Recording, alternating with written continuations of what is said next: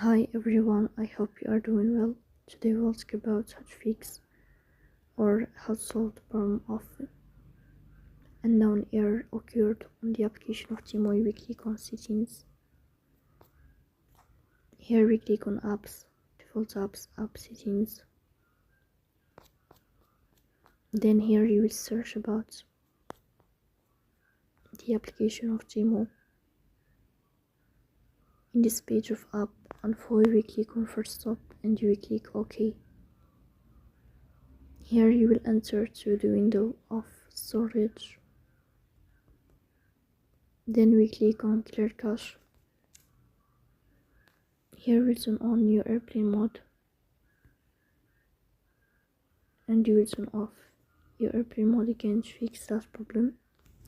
So that's all. Don't forget to press by like and subscribe. See you next time.